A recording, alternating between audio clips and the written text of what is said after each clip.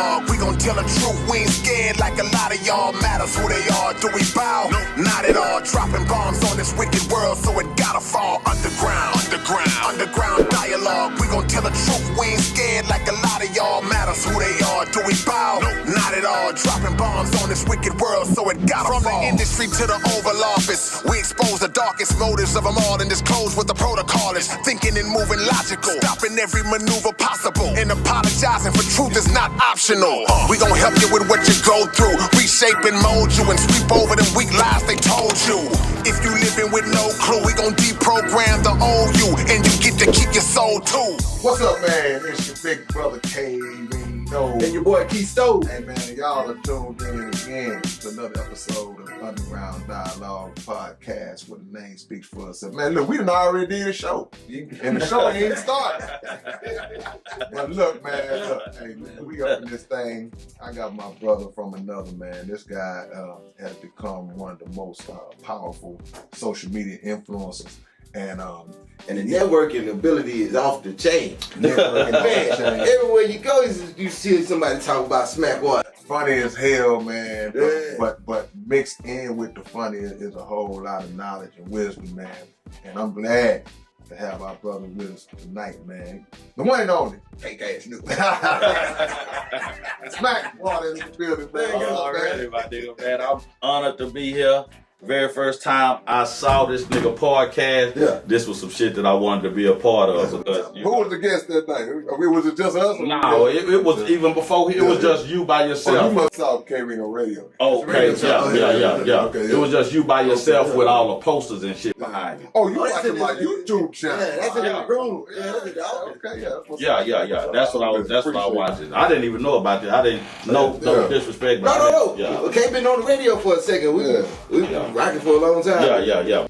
Man, we glad to have you on, man. I gotta ask you off the rip, like everybody that knows you, they know you from doing your thing, like Keystone on with the K-Rino. Where did that come from, man? You know, how'd you start that up, and was that something you just crafted, or just your real personality, and you just transferred? Hold up, what the cake ass nigga, the podcast? No, just me as an individual. Yeah, no, just the cake ass nigga with the way you be. Well, the cake ass nigga. Okay, well that's because you don't know it, but to me, it's a 3-part question. Gotcha. Yeah, okay. So me, that's just me being me. Right.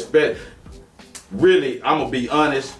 The me that y'all see every day is the younger me. Gotcha.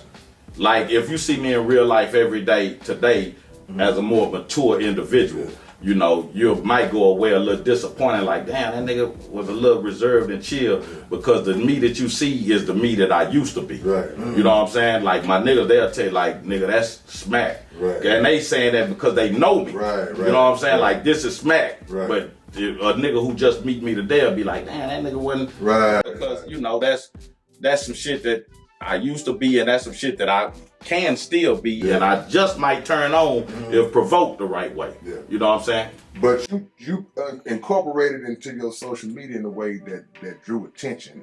That was on purpose? No, it wasn't. No, that whole shit, all that shit was an accident, my nigga. Oh, was it? All that, nah, my nigga, real shit. Nah, real honest to God shit, my nigga. I seen a post on Facebook one day about hip hop, and I'm a hip hop head. I wrote a book about hip hop top 5. Next time I'm here, I'll bring it. He said we'll still talk about it, but that's neither here nor there for this. And I seen a post, and I was typing it on Facebook, and it was cause it was a real hip hop, and I'm a hip hop head, so I'm going into detail. I'm like, ah, man, this shit getting long. I say, fuck that shit. I'm gonna record a video, and I recorded a video and posted it, and then after I posted it, I was like, damn, I want to say something else on it. And then after I posted the second video, I say, damn, I got something to say about this. And before you know it, I had sat on my porch, because I was still on parole. I was fresh out the penitentiary.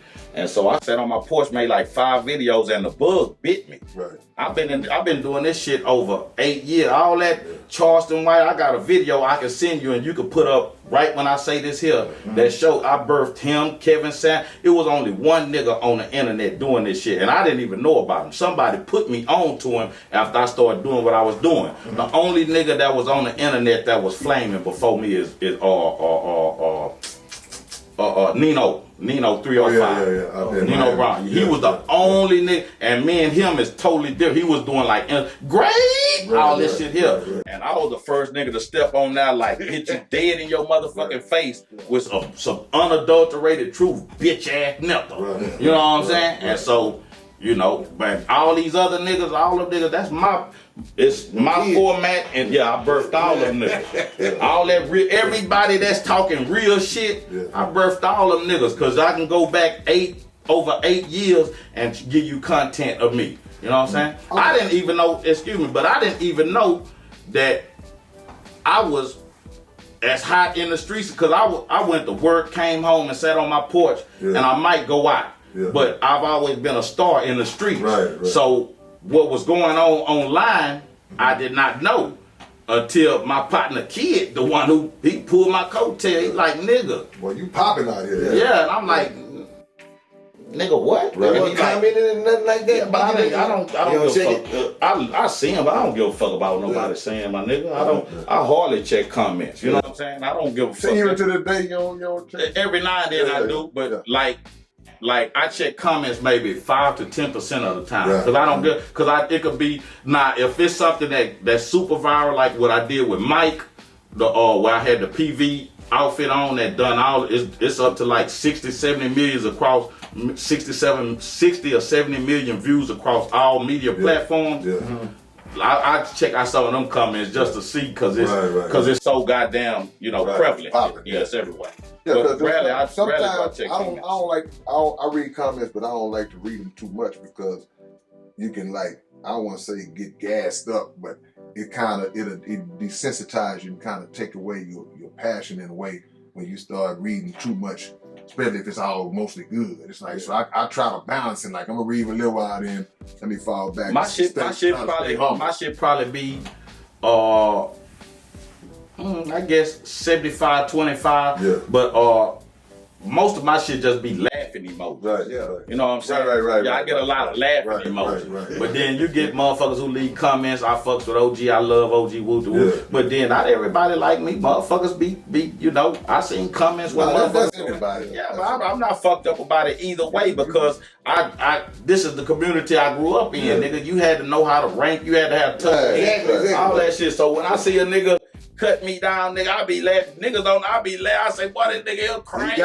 I like when niggas tap me up, nigga. I like to come in like a mother. And if it's super funny, I leave a laughing emoji. I say, nigga, you a goddamn fool. I let nigga, I'm not, you don't hurt my feelings, my nigga. That's why I fuck with K. He the same way. Same way, bro. You can't hurt my motherfucking feelings. You give me, you got me, bro. Nigga, I grew up in extreme poverty, my nigga. You cannot hurt my feelings, my nigga. It take a lot to hurt my feelings. Somebody that don't even know you. Yeah, it got to be somebody real close to me to hurt my feelings, my nigga. And I, like, off the rip, I can only, like, within the last, my feelings been hurt probably. You thinking about it? Maybe twice in the last 5 or 6 years, and one was by my daughter. I figured that was gonna say. You know what I'm saying? Yeah, cause my daughter, she said some real shit. Cut deep, nigga. She said some real shit yesterday. It didn't cut as deep though, but I let her know. I was like, damn, that was a low blow like a mother. Cause my daughter, like, my family brand is real. Okay. Like, you can't be around my family, my nigga. And if you ain't real, and nigga, my family was just say the first thing they think of. It could be some hard shit. Nigga, my mama in a wheelchair with one leg. Her cake ass can get it. Not mama, man. And here we go. Hey, but you know what's so cold, man? Because this what I peep, though. You got a lot of humor in what you talk about, but it's a lot of knowledge infused in that too. Most of what you talk about, it's some knowledge in it, to where if people just can kind of look past how funny it is, you really be teaching, you really be giving some game, you know. So I mean, that remind me like the old school OGs in the hood on the corner. They funny, but they telling you something. But that's like the secret in the medicine right there. Yeah. You add that comedy onto it, you can take it in. You ain't gotta be all defensive. Because really, when you smile, you laugh. what Biggie used to say, once you grin, I win. Yeah, when you grin, you know, that game again. Man, these dumb ass niggas, man, you can't give these niggas nothing straight up, man. You got to disguise it, you got to hide it. Yeah. You know what I'm saying? Because the average nigga out here in the world, we so preoccupied with life and with all these different distractions and everything that we got going on that don't nobody want to hear you preaching to them, my nigga. Right. Don't nobody want. Right. It's a different type of nigga that can accept preaching, my nigga. Like just straight up, just direct communication with no motives or you got to be in a certain mind state, and the average nigga is not in that mind state. Right. That's why you see all the foolishness, you know, being watered. Yeah, all the foolishness is winning on social media, my nigga. Man. You know what I'm saying? You can't sit here and tell, nigga, I do posts that be straight up just intellectual. That shit don't do nothing. Nigga, too views. That shit don't do a motherfucking thing. Nigga, man, this cake ass nigga ain't talking about nothing. God damn, nigga, I'm talking about the shit that you need to hear, nigga. So, you know, you gotta give it to a nigga. You gotta give it to a nigga how a nigga can receive it. Cause I got a lot of motherfuckers that don't like how I say shit. But I'll tell a nigga in a minute. Nigga, I'm not talking to a motherfucker that need to be saved. Nigga, what the fuck do I need to talk to a nigga that's already got his shit together? You don't need me, my nigga, and I don't need you. I appreciate you, and you can help the struggle, and you can help the fight. But we need the niggas. The niggas that's willing to shoot is the niggas that need me most, nigga. Those the niggas that's gonna change. Those are the warriors. You niggas are diplomats. Come on, man. Come on. You niggas not warriors. You want diplomatic. You want to find a diplomatic way to solve problems. But the niggas that's gonna get out there and nigga, fuck this. These is the niggas that I'm talking to, because these are the niggas I've been around my whole life. And that laugh you give them might make them not do it that day. Straight up. It might make them not do it that day. First time I heard it with Smack, when I seen you on the internet, I immediately knew you from you. Immediately. You never seen it before. Because we used to say cake ass nigga all the time. I said, and then see, the phrase, he asked me about the phrase. The phrase actually came, made my best friend, Spark Plug, Ken Sparks. We had a trap on Antoine and Titwell in I can't even remember the name of the apartment, but it was on Antoine Tip, legendary spot. We moved over that nigga, and me and him was the very first niggas to sell 4 for 10 sweet. 4 for 10. We the very first niggas that done it. When they got documented. We went we was the very first thing, because I told him, because I done the math. I'm a smart nigga. I'm an intelligent nigga. So I done the math, and I broke it all the way down. I was like, okay, so we can make $1,000 a pound if we do 4 for 10 sweets, and out of every 50 box, we use 2 ounces on every 50 box. That's $1,000. You know what I'm saying? So we started doing 4 for 10. Rolling. Boy, I remember the day. Say my nigga. That 50 box, trying to roll that shit. That wasn't number me and him, nigga, but we got the job done. And you doing 4 for 10, so you know they some skills. They were. But the fact that it was 4 of them, and then we used to tell niggas, we was like, Domino's had just started that campaign, 30 minutes or it's free. And we used to tell niggas, nigga, if we ain't there, after we talk to you in 30 minutes, you get your weed for free. So niggas used to try to call us in the most extreme type cases like a motherfucker. Traffic. Yeah. We were in Dallas. Yeah. But we were getting it done, man. And we had a trap on Antoine and Titwell. And that bitch used to boom. And one night we was having a dice game. And to this day, I think it was solo. Lil Jerome was on the dice, and him and Kent went to arguing about him burning dice, and Kent called him a cake ass nigga, and everybody in that bitch just got quiet. And we out there bust out laughing, and from that point on, that was just some in-house type shit that we always said, and it just grew from that. But my nigga Sparkplug was the very first nigga that I ever heard say that. You know what I'm saying? And that's where it grew from. I don't know who originated but it. But different niggas said it. Different niggas said Willie D has said it before I take off, or before I took off with this shit. It's several niggas. I heard the first time I ever heard. I heard a girl say it. Oh, really? She said it to a dude. We used to call that nigga. cake. I'm like, what you mean a cake? But that's what it was. Yeah, it's something about that phrase. That motherfucker it resonates. You soft and you sweet. Yeah, it resonates. But then motherfuckers ask me all the time, like, what does cake ass nigga mean? I tell them it depends on how you using it, who you talking to. Cause I talk to me and my partner, all cake ass nigga. Yeah. Yeah, it's like nigga. Right. It depends on the context of what you using. Who you call a nigga little Debbie ass nigga? Yeah. That's why it resonated. Yeah. And then from there we started saying cake ass nigga. Yeah. I said, this boy went from Houston, man. Yeah. You know, a couple of them the mains, and then I said, yeah, he from Houston. Yeah. What's crazy though, I ain't gonna lie, like, you know, we see each other from time to time. Just at different You know, events. networking is I seen him on Corey Holcomb. This boy here, networking is impeccable, man. Well, I must say, man, shout out to everybody that fuck with me, man. And then I do be making moves, but niggas fuck with me, man. And I'm in awe. Like cause a lot of motherfuckers see me and they be like, damn, Smack, you a real nigga. Damn, you humble than a motherfucker. Cause I ain't this shit here. I've been a star my whole life. Right. You know what I'm saying? My daddy was a star in the streets, a star street nigga. My mama and every female in my family was bad bitches. My mama, every nigga in Acres Home wanted to put dick on my mama. Man. Candy. Candy camera. Go ahead and finish. That's real shit. Real shit.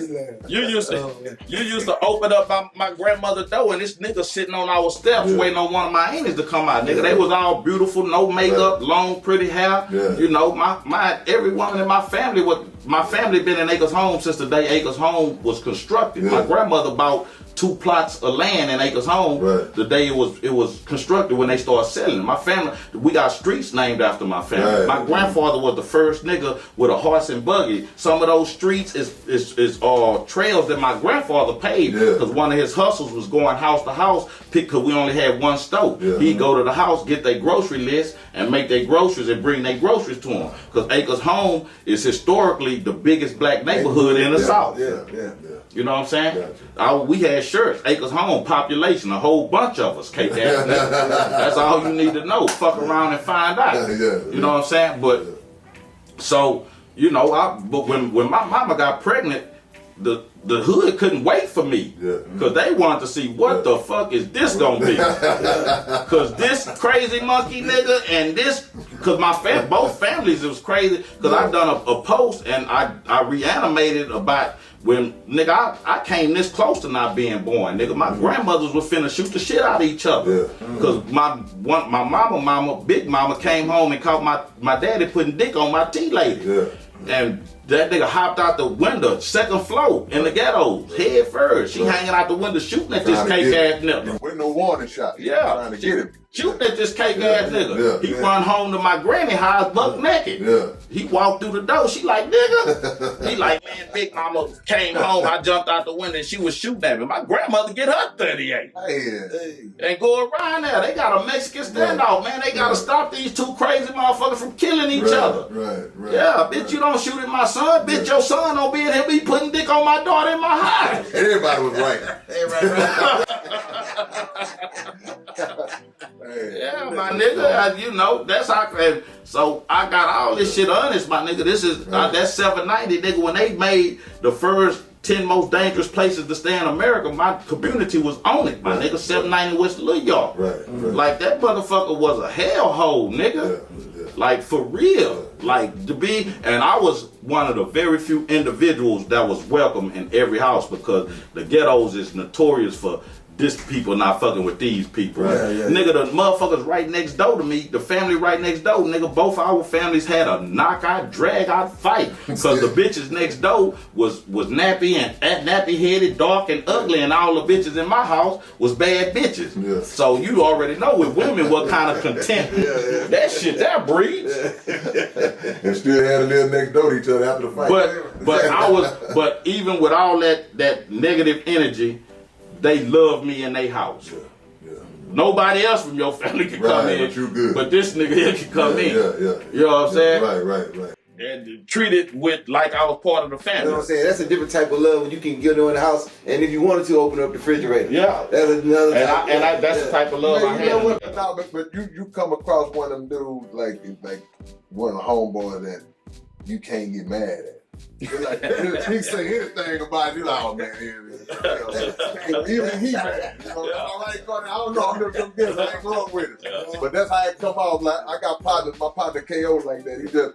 He'll say stuff that everybody else can't say. Yeah. But he like, he just said the same. I just said the same thing he said, but you ain't said like he said. It don't come across the same. The exact same words. Same sentence. The frequency is different. Yeah, right. Yeah, because a motherfucker know when I say shit, man, I don't say it from a place of disgust, a place of hate. Right. Like I say it from a place of love and a place of information. Right. Like when I tell you something, I wouldn't wish the worst on my biggest enemy. Yeah. I wish his bitch ass karma though. Yeah. But I wouldn't wish the worst on Right. the nigga. Right. But I definitely wish you karma. Yeah, I got it. However that comes. Yeah. Yeah. You can't control how it comes. Yeah. But you take it though. Yeah. And I don't wish bad on nobody, my nigga. I ain't out here. I don't think I'm the toughest, baddest nigga. I'm just gonna be honest with my point of view at every point, and hopefully you can respect it, and hopefully you don't feel like I stepped on your toe, because you could tell me like I told the other day, nigga, my daughter told, because we was on the phone, nigga, I'm gonna tell you what she said, man. It was because I've been to the penitentiary 5 times, and you know, when I was out, my daughter ain't never worried about nothing, ain't never had to ask, and I was not an absent nigga when I was out on these streets. Right.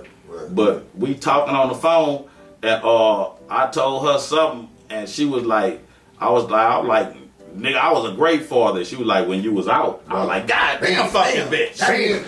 Tap on the side. Bam. Yeah. You were I say booted that part. And I stopped. Yeah. And I bust out laughing. I said, I can't even be mad, man. That was some real shit. Yeah, because I guess because that's the question I was wondering in my mind. I guess we can go there. How you go 5 times? Man, little I went to the pen one time and I got out, or then I got jammed up again. I went again. About the 4th time. No, well, in all honesty, I'm a hustler by nature, my nigga. You know, when I was a young nigga, all the old nigga, I'm also borderline genius. They tried to send me to a psychiatrist when I was in school to find out, was I really that smart or was I crazy? Right. Because something got to be wrong with this nigga. Because as smart as this nigga is, he pack pistols and get high and talk crazy, motherfucker. You know what I'm saying? So they didn't understand that part, that dichotomy. Like, that's the word I was just about to use. Yeah, they had never witnessed anybody that was so goddamn intelligent, but so fucking thuggish. Like, what's wrong with this nigga, man? Can't nobody tell him that. So, intelligent who? so you know, but I'm also a hustler, and you know, this is what motherfuckers recognize about me. Like when my grandfather, anybody them niggas give me $2-3, then we go to the stove, nigga. I still got my hands in my pocket. Right. Nigga, you brought me to the stove, nigga. Well, I just gave you some money. What the fuck that mean, nigga? I came here with you. Right. You know what I'm saying? My mom used to always say, nigga, you so tight when you walk, you squeak. Yeah, right. Yeah, I like money, so, and when I get out, you know, at the first 3 times, I was still young, so my mind was set on, nigga, when I get out, I'm gonna build a better mousetrap. I'm gonna fix what I didn't do right. I got it right this time. Right. But while you sitting still, the law is advancing. Right. You know what I'm saying? They technology, what they know. Nigga, you sitting still. Time is not moving for you. Right. But in the world, motherfuckers is advancing. And when you get out, you still on that old time. Yeah. And that shit don't work. And so, you know, and then one time I got out, I was homeless. You know, I ain't had nowhere to go, so I was kind of forced back I had to do what I had to do to, you know, and I wasn't fucked up about it because that's my nature. Like I say, I grew up in the ghetto. My nature, I got a second, because man's original nature isn't just total violence. Yeah, no doubt. It's not just total violence. No doubt, not at all. You know what I'm saying? That's not our original nature is peace. Yeah. You know, it's a saying that say a real warrior prays for peace. He ready, he got everything he need to go to war, but the first thought in his mind is, I don't want no problems. Yeah. But don't bring none to Yeah. it. So yeah, violence is a last resort or retaliatory resort. Like you hit me, I ain't gonna. Now we going into action, but yeah, we peaceful people. Yeah, man. I was nurtured in violence and chaos, Right. and a drug community and the work and poverty. I was nurtured in that. Yeah. This is how I was introduced to life and introduced to the world. You So come out the gate, Swinging. yeah, right, yeah, literally. My mama gave birth to me and gave me to the block. Yeah. Like literally, Right. because in my grandmother's house, my mama had me at 15, but after she had me, my grandmother like, bitch, you grown. Yeah. You need to get a job. Yeah. You know what I'm saying? And so my mama got a job, and every day she leaving with me with the two man, my uncles was some treacherous niggas. Right. And I'm talking about, I'm stealing, I'm doing all this shit. I know what the cloud car look like. I know to let niggas know, hey, that go to loud, all this shit at a young age, nigga. Yeah. You know what I'm saying? You supposed to be playing kickball. That's what No, but I'm with these niggas at the club stealing hubcaps. Right. You know what I'm saying? We stealing Cadillac hubcaps, nigga. I remember, nigga, they left me in a car at the club one time, nigga. I remember, I don't know why this memory stepped, but I woke up, nigga, and I'm in a car and I'm just looking around, but in my mind, it's just a bunch of cars, and I see the lights and shit. I'm like, man, what the? And I'm borderline scared because I'm a little nigga. I'm like, How old you was? Right. I maybe was 4. Man. 4 or 5. Damn, you have a good memory. Yeah. That's when you first start memory. Yeah, I had shit. I got a memory younger than that. It was the first time. Well, my mom and them used to blow me charges when I was a baby, but the first time. Shade pull number 2, y'all. That's shade pull. We're gonna see how many we get tonight. Go ahead. Continue, man. Continue.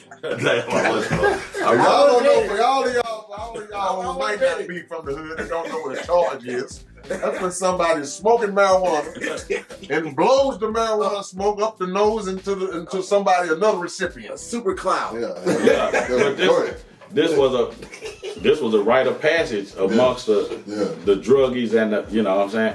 But they was remodeling the ghettos. This was 78, so I was like 3 or 4 years old. I never forget. Yeah. And they had, you know, when they building something, and they got those little box buildings that they bring in where the foreman and shit, where the blueprints and all that. Them niggas had broken to that building. Yeah. And we was in that motherfucker, and I was sitting on the counter. I never forget. And them niggas was in there drinking wine, and the wine went in front of me, and I went to grab for it, and I can't remember who it was, but they were like, nigga, little old nigga, and my uncle was like, nah, let that nigga hit it.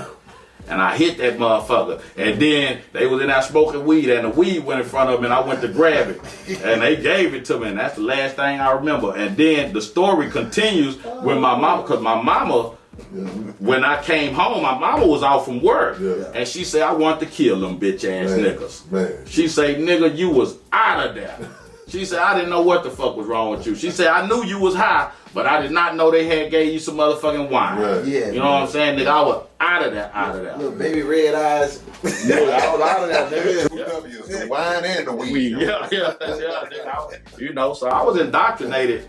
I was indoctrinated as a baby, man. It's not nothing brag. It's just what it is. Yeah, it's just what it. Because I don't want. Because motherfuckers, we glorify so much of the wrong shit, and motherfuckers take this and make it this. Right. Like this whole interview, somebody will take that one little sound bite and make it this, and niggas will think that this is what it is, and that's not what it is. That just. I was a victim of circumstance and poor thinking. And a generational thing of poor thinking, like passed on, you know, so.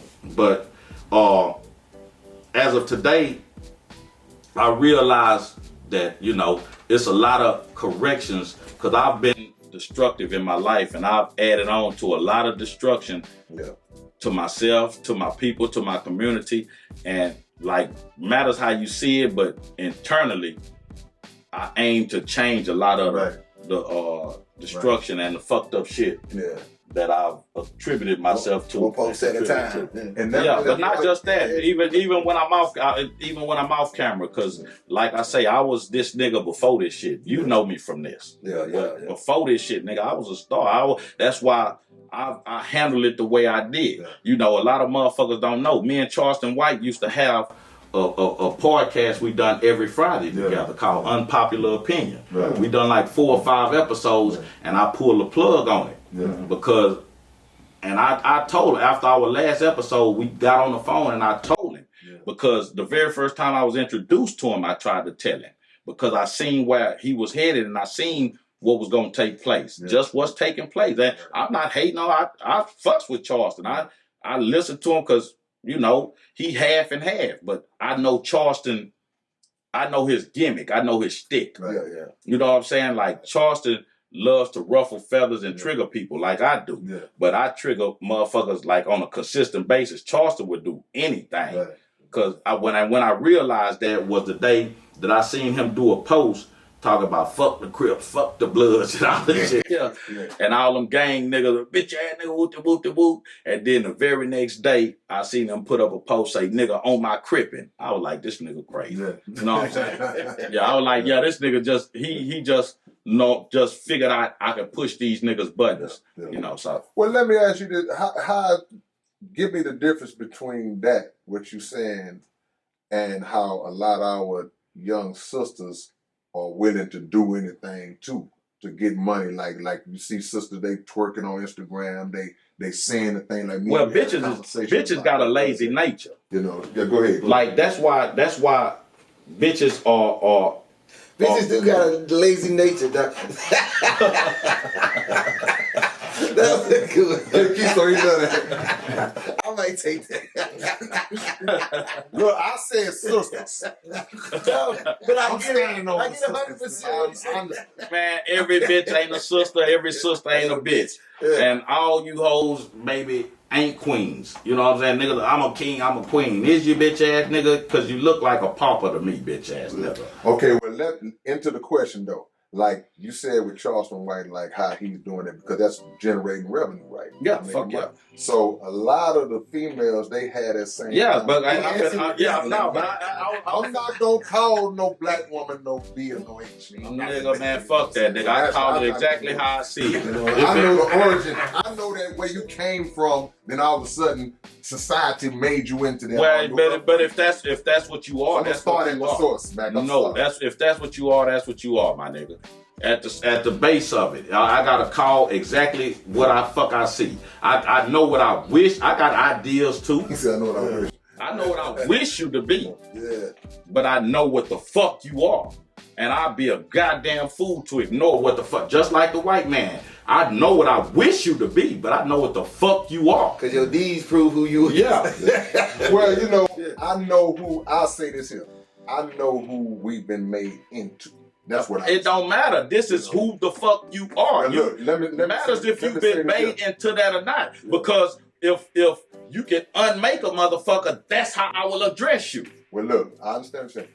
But at the beginning of the day, I say, like Miss Farrakhan say, God made man, but man made niggas. You know, God made women, but man made bitches in the hole. Nah, so maybe not. I'm talking about the root. God, at the root of it all, man possibly made God. So I don't. Well, because now we're getting into a whole.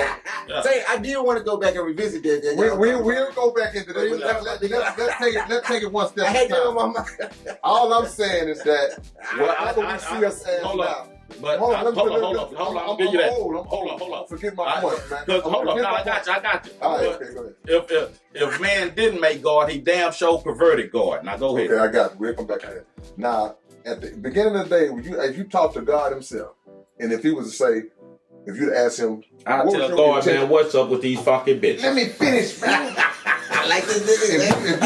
If you start off and you go to the creator himself and say, what was your intention when you created this man or this woman?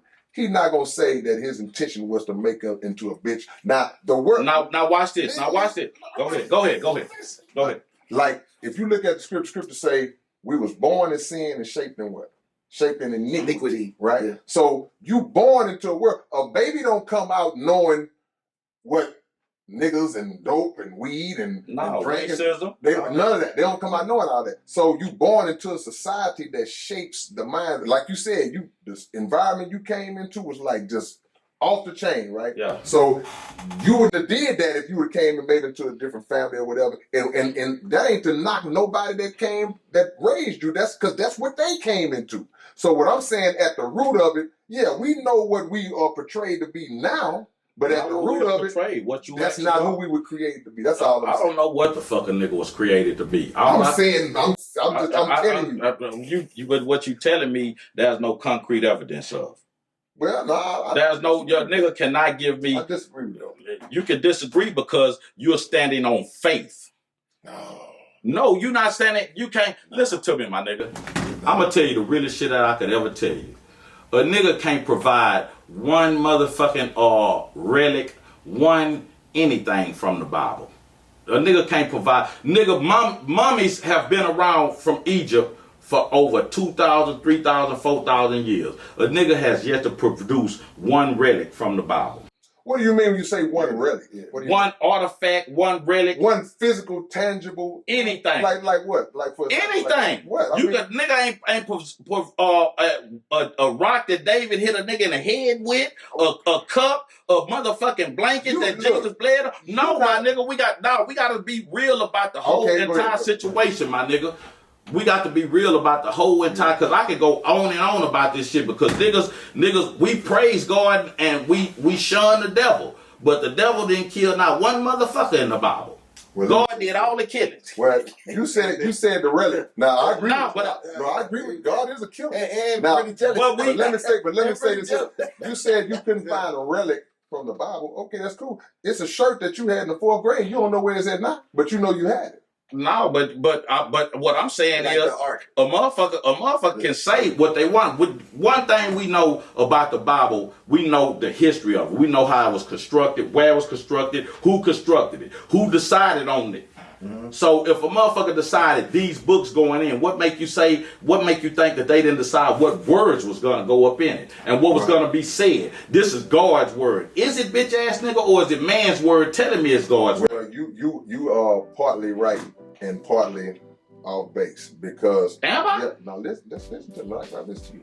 Now, in the beginning, you have what's called the original manuscripts. That these are the exact purified word, but man got a hold to it. Let me just stop. The white man got a hold to it. Hold up. So let me ask you this: where did the original man? Who wrote the original manuscript? The original manuscript. You telling me the original manuscript was penned by God Himself? No. Not penned.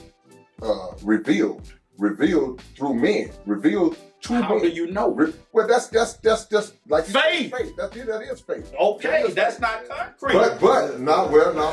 You got some other faith is concrete. No, it's not, because if I got faith, I can jump off this motherfucking building. No, that's. Oh, not see what I'm saying? Illogical. No, you're not being logical. No, you're not being logical. But you can't tell me that faith is just guaranteed logical just because you believe so goddamn strongly, my nigga. You still have to have logic, Smack. If I say I'm gonna jump off this window, that's not even something that's scientifically logical. But the Bible tells you a whole bunch of shit that's not scientifically logical. Because it's not meant to be scientifically logical. Because you're looking at an allegory. You're not looking at when they say Mary didn't no nigga put dick on Mary. Right. That's not true. Yes. But I'm just saying. But you got some motherfuckers who take that at face value. When you got some motherfuckers that say Jesus walked on water. That's not true. I'm not saying that it is or not, but I'm just telling you. But that's where I'm going with. Which nigga stand for that? You ain't lying. Kind of nigga, how long you been doing that bitch ass shit? I just got the man. Don't get off the subject, man. Listen, look, like this nigga.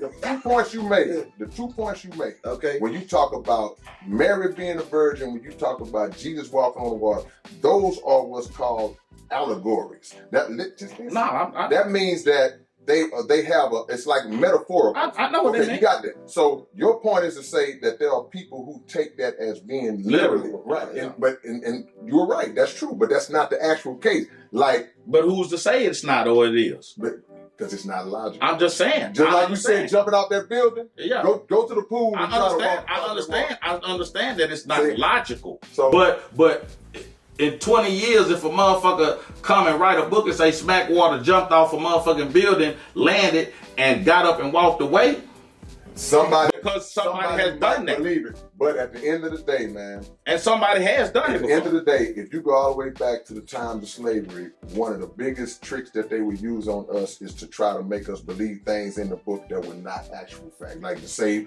that the man that's called Jesus was white and had blonde hair and blue eyes. So history doesn't line up. I don't even know if Jesus was a real nigga. Okay, well, a lot of people because the actual motherfucking story of Jesus is comedic.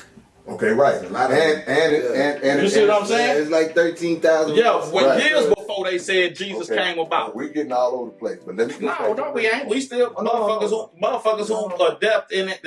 I know all you cake ass nigga. What a cake ass nigga? What a you tuned out, bitch ass. You see what this saying? Yeah, we underground dialogue. Yeah, this is what we do. Yeah. So I'm gonna give you an example, like you say, Jesus walked on the water. Like I follow the teachings of Elijah Muhammad. Yeah. So what he did, he broke down and unlocked some of the keys. He gave us the keys to unlock some of the confusion that are in some of these allegories that we're talking about. So his teaching on Jesus walking on the water doesn't mean he walked on the water in a literal sense. It means that the water represents the faith, his faith, right? So if Peter went out on the boat and Peter was walking on the water just like Jesus would, because Jesus would tell him to come to him. And so when he started walking, Peter was walking on the water, but he sunk because he did what? He took his eyes off the master. So when he took his eyes off the master, he sunk. Jesus reached in the water, pulled him up and said, hey man, why did you doubt? That's the story. Now, this is what it represents. It represents that the water is the people. So he's walking on the people holding him up based on his belief. Jesus was already on that level. So he said, Peter, you doing it. When he took his eyes off the master, meaning that he deviated from the teachings of what the master was teaching him, he sunk. The water represents the people. It's not real. So I agree with you in that sense. But at the same time, when you talk about just something far-fetched, say, okay, man, I can pull a tree out the ground with one hand, that might be in the book, or a snake talking to Eve in the garden. Yeah. We know that's not true. Only a fool will believe that that's true, but it has a meaning to it. You know that's what I'm saying. The whole thing about it is when it comes, because I'm not a religion nigga. I'm a spiritual nigga, and I believe that there are forces at work greater than us all. I don't know what they are, and I don't listen to no man when he tries to tell me, because the average nigga don't understand what he looking at in front of his eyes, but a nigga gonna try to tell me about some shit that he never seen. Yeah. Well, you know what's so funny? Like, it's weird how you people with the lowest, like children, when it comes to religion, they can spy out certain things. My daughter told me the other day, she was saying, like, how is Jesus God's son, but Adam ain't? When Adam was created first, and he created a whole species of women just for him. He's like, fuck that nigga. We don't necessarily want to go off in the whole tangent about religion and all that, but all of that represents part of the deception that was imposed on us. So yeah, Jesus is no more of a son of God than you or me. See, but he was exalted and declared the son of God because of his example. You know what though? Because of the way he lived, that was a better example than the average. Yeah, if he was, but I got a idea for a cartoon, a cartoon that I got an idea for called Jesus Was a Real Nigga, and it's gonna explain Jesus from a real nigga perspective. You know what I'm saying? And that's the name of the cartoon. Jesus Was a Real Nigga. I ain't got no look, and I'm gonna tell you why I would, because again, just like what you do on your social media, that is something that could be relatable to people that could bring them to him. Nah, I'm just saying from my point. You know, fuck Jesus and John Wayne too. Well, I got you. But at the end of the day, the Jesus of 2000, I ain't talking about the white man's concoction of what they believe. That's why I don't believe in man's concoction of God, because man has perverted God. Man has said what God said, this nigga can do that, but this nigga can't do that. Okay. You know what I'm saying? So, and this nigga say my God it's only one God, but my God is the one true God. Right. God damn, go ahead, man. Because you getting caught up in. I'm not caught up in shit. I just see the hypocrisy in man. In my I agree. I see the hypocrisy in man. In my opinion, you have got, I guess, confused by the men's different interpretations and them being the author of confusion. God ain't the author of confusion, but man is. So man will say, my God is this, my God is that. Somebody will say, God is a woman. Somebody will say, God is a tree. God is you. God is in me, right? So that's the God. That's the God that I and that is true. But you said something. You said that man perverted God. Man perverted the idea of God. Yeah. But the whatever it may be, because a nigga don't know, and can't now nigga tell me he know for sure. So because ain't one of us met, and you ain't gonna find out until you die. Well, and going to your point about faith, some of us stand on that, some of us and I can respect it. I'm not here to tell damn man what to believe or what he should believe or what you got to believe. And that is some historical documentation of certain things, but other things that may not be some historical. They still got the pyramid. Yeah, that's what I'm saying. You got all this other shit. Let me say this here, my nigga. It's election season, and I got to say this, that any black person that's out here campaigning or promoting any kind of motherfucking politician, you are an enemy to black freedom and black liberation, my nigga. My name is K-Rino, and I endorse that message. I support that message. I agree with it. Let me tell you something, my nigga. Because I'm tired of all you bitch-ass niggas steady running to the same motherfuckers who caused our problems, asking them to fix our problems. I agree. They have never intended on being anything but problematic in our lives. What I say all the time, I say, if I slash your tires, why would I fix them? Exactly. Yeah. So that's the whole key. You know, we've been part of the political plantation for hundreds and hundreds of years. We feel like, and most of the time, we have dedicated ourselves to different parties. Yeah. So I'm a Democrat, I'm a Republican. Nigga, fuck all that. When both of them have been nothing but hell on black folks. Which wing on the chicken tastes better, the left wing or the right? We don't know. Right. They same goddamn bird. Same bird. But every time election time come around, you bitch ass niggas be out here where this time is gonna be different. Yeah. Is it bitch ass nigga? Let me ask you something, cake ass nigga. Have you ever asked yourself why the fuck that Asian hate bill passed overnight, my nigga? And it's not one Asian in government. But how many niggas is in the government and we still ain't got no motherfucking legitimate or serious motherfucking laws passed benefiting us as a motherfucking people, my nigga? Yeah. Well, that's our fault. Because at the end of the day, we continue to believe in the system that never had any love for us. I tell niggas, man, the only way you're gonna exact real change is that we got to operate outside of the system. Only thing that these people understand is blood and money. Yeah, the Asians got a lot of lobbyists, and that's what they put their money in. But it's just not the lobbyists. Yeah. They got a million motherfuckers, and they outsource so much work to China. And you need these people. You don't need these people to cut off all this work. And to and again, they operate as an independent nation, even within this nation. Yeah. So that's the thing. If you ride right. Man, them Asians don't give a fuck who the president is. They have, and another thing too, the presidential candidates, they never solicit the Asian vote. Because they don't give a fuck. They know the Asians don't give a fuck. Right, so it's always a we fight. We send all our money back to Asia anyway. It's always a fight for the black vote. Every candidate wants the black vote. Why? Because we still are immersed in the system. We still believe. We still watch Trump and Biden and was like pulling for whoever he was pulling for, like it was gonna make a difference. Okay, Obama all that damn money. Yeah, either way. But the cold part about it is that they gonna put in the office whoever the fuck they want to put in the office. Do you count the votes, bitch ass nigga? Elected versus selected. Yeah. And that's what it boils down. They just want you to feel like that you was a part of the process to keep you complacent.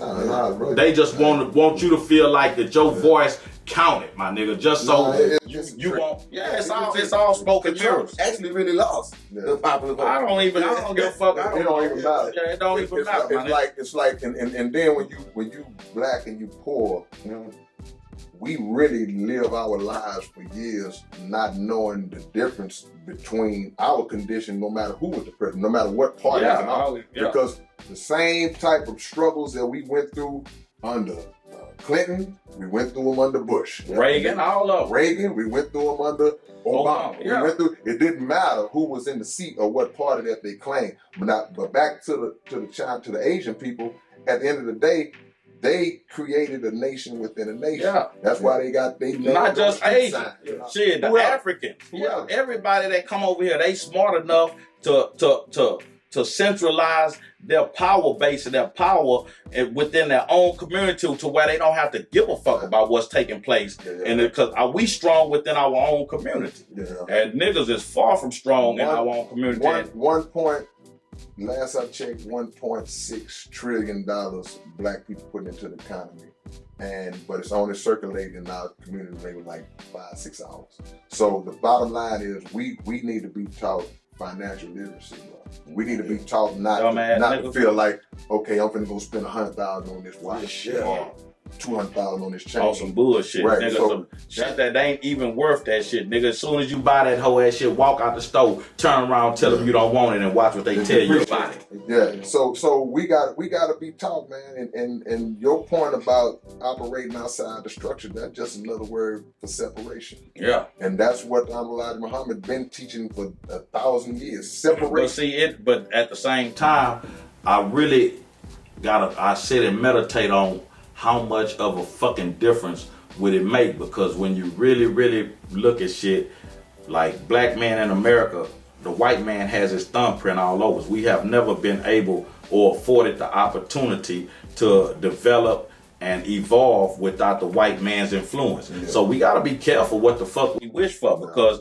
even if we are given true liberation, freedom, our own nation, then what? Do we turn around and get from up under one thumb of tyranny to be terrorized by our own people? Well, because how much of this white man system is niggas? Because we ain't nothing but Negropeans, my nigga. We are black. We are white people with black skin. You're right. And again, you always hear me quote Mr. Farrakhan, Elijah Muhammad. He say, you don't want to trade your white slave master in for a black. Yeah. So that's true.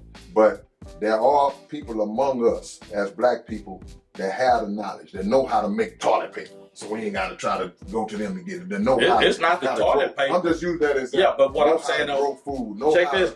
It's not the toilet paper. It's the leadership is where we're gonna have a problem. But it's not gonna be the production of goods and services. It's gonna be leadership, because no nigga feel like they should be following the next nigga.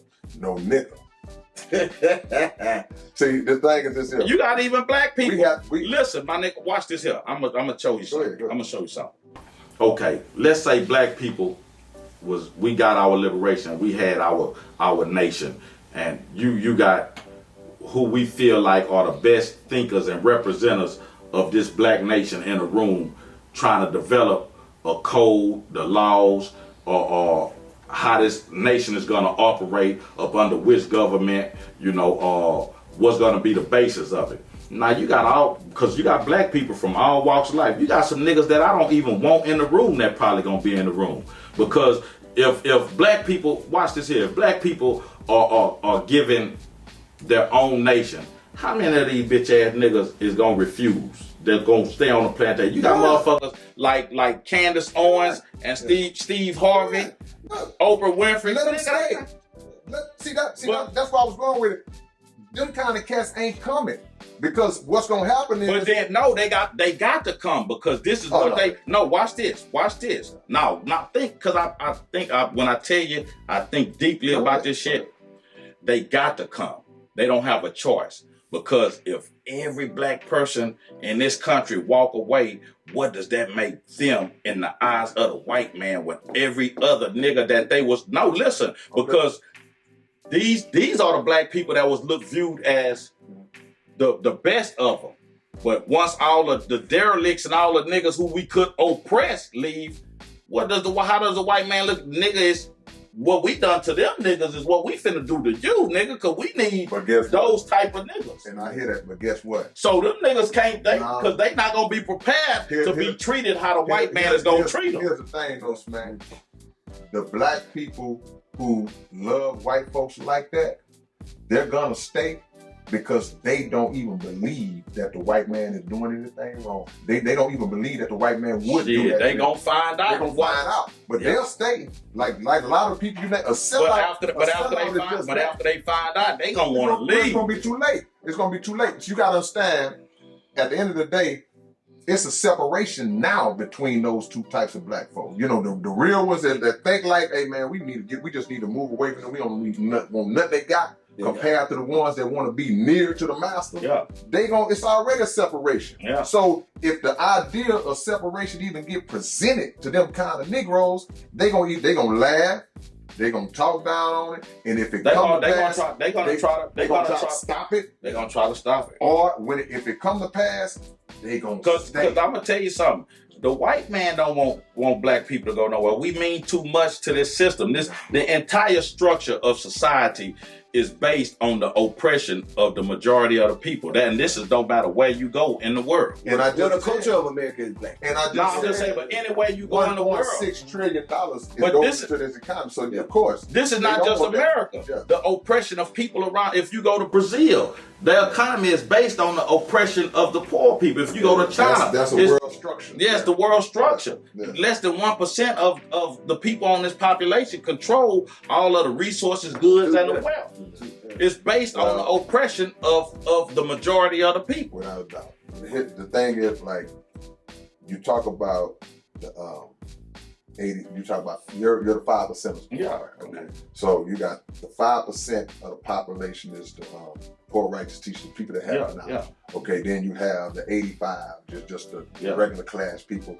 Then you have the 10%. The 10% who control everything. Yeah. That's what you're talking about. They are the ones who control the wealth, control the resource, control the education, religion. Bullshit. So so that's what you're talking about. Yeah. But at the end of the day, that small percentage that I mentioned, they don't even have a desire to include anybody who don't want to be included. So it would work because the people who migrate out of this are going to be like-minded. Yeah. They're not going to be. It ain't going to be no agents and hypocrites and informants and niggas in the set. If it get discovered, they gonna die or they gonna get removed. So it's not a situation where it can't be done. Ideally. Well, I mean, we got great ideas and we got faith in it, but we still gonna take the white man with us. No, heck no, not the group of people that I know to be one to believe in separate. They ain't for what? Because listen. Let me show you what I mean by that though. Before you go ahead. We still gonna take the white man with us. You talking about the mindset? Yeah. And everything. The white man, you taking his tongue with you. No. You do not have your original tongue. Without a doubt. But you still taking the white man with you. The white man's influence, the white man's education is gonna take at least 100 years. That's not the part I'm disagreeing with you on. The part I'm disagreeing with you on is that anybody who migrates out, they're going to already have that in mind. You're going to have people in different levels of expertise, different forms of expertise that's going to know language. We know that when we were brought up, we know English is over 500 years old. It's not an original language. If you pull a Bible out, the Bible is going to say the Holy Bible translated out of the original tongue with the former translation diligently compared and revised, which means change. So we already know that, but it's gonna be people that's like, look, bro, we're gonna have to lose English. English can't be our first language. We're gonna teach y'all Hebrew. We're gonna teach you Arabic. All these things are gonna be in place. Who's to say that that's a nigga original tongue? Well, again, it goes back to what we know about faith. It goes back to what we know about. We just speak. That's what I'm saying. That's what I'm saying. But it also goes back to what we know about history.